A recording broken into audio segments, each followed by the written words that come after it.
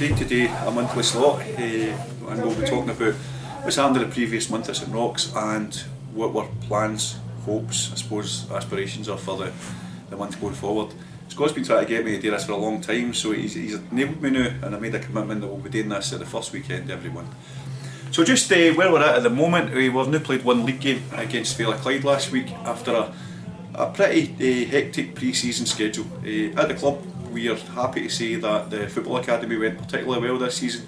We have 160 new kids coming into the club, and they benefited from free coaching for people at St Roch and other coaches who come in to support them. Also in the summer, we've been able to get the Players' Lounge done up. Those who have been there will agree it's a brilliant facility. It's called the 1922 Players' Lounge, and I suppose it's remembrance from the club of the most important team that was here in 1922, the St Roch Scottish Cup winning team. So if you've not seen the Players' Lounge, can I urge you, come along and see it. It's a fantastic facility, and it's just the start for where we're going to take the rest of the club.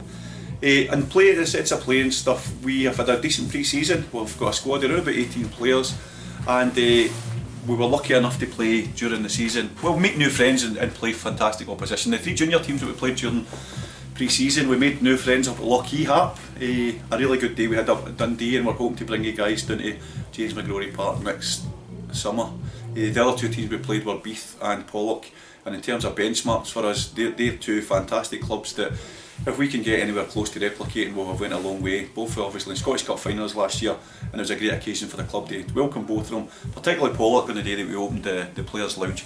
And then we brought Charlie McAnally, who's Tony, the manager of Pollock. We introduced his dad into our sort of Hall of Fame, which was also launched in the summer. In the playing side of things, there's new players I'd like to welcome. We've brought in a bit of quality. We've brought in Kieran Daw has come in from Petershill. We've brought in John Carter from Roch.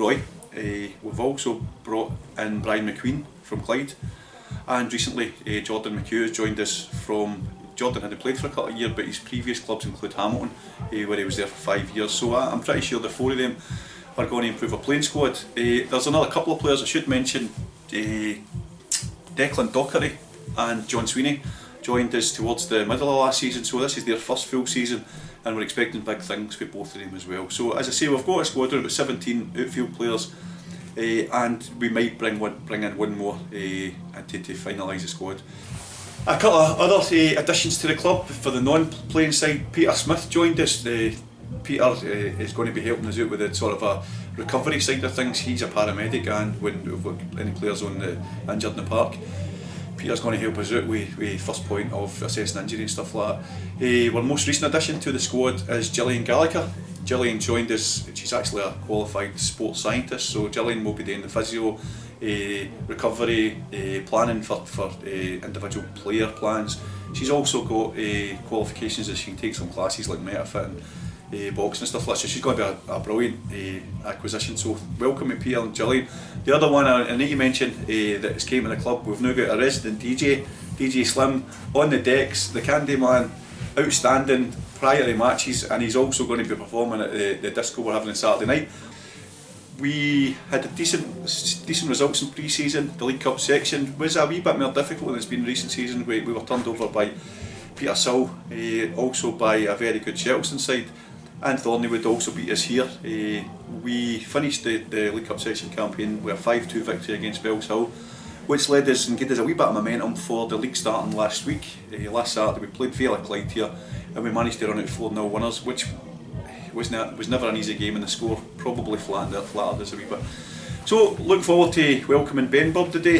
This is my first opportunity to see Ben Bird. There's actually a wee story. My first ever football match was my granddad took me in 1980. I think it was about April 1980, and it was Ben Bird against Bellison, Scottish Cup final at Hampden. And I always remember the game. It was 36 years ago, but I always remember the game. It was nothing each. But I remember it because it was my first game. So hopefully this season there's a couple of young people from your community come along and Roch for their first game, and hopefully we can have a lasting impression on them, and maybe 36 years later they'll be speaking about St Roch. And finally, it's September, we're looking back in August pre-season, and we have now got a region of 80 members and season ticket holders.